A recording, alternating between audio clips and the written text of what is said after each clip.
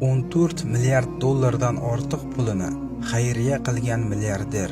Tasavvur qiling, bir kishi butun boyligini jamg'arib, keyin uni boshqalarga hadya qildi. Bu inson Sulaymon al-Rojihiy.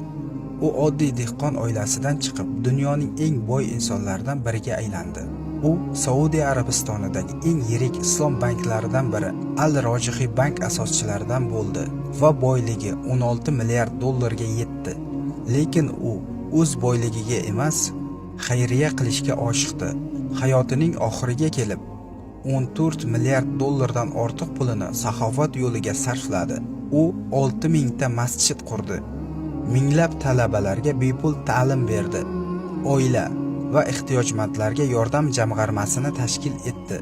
Halol tadbirkorlik rivoji uchun katta sarmoya kiritdi. Sulaymon al-Rojihiy nafaqat pulini, balki dehqonchilikdan kelgan daromadini ham xayriya qilgan.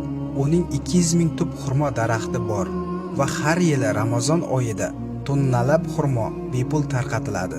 U shunday derdi: boylik sinov. Uni to'g'ri ishlata olsang, haqiqiy g'olib sen bo'lasan. Bizda milliardlar bo'lmasa ham yaxshilik va mehr ulashish imkoniyati bor.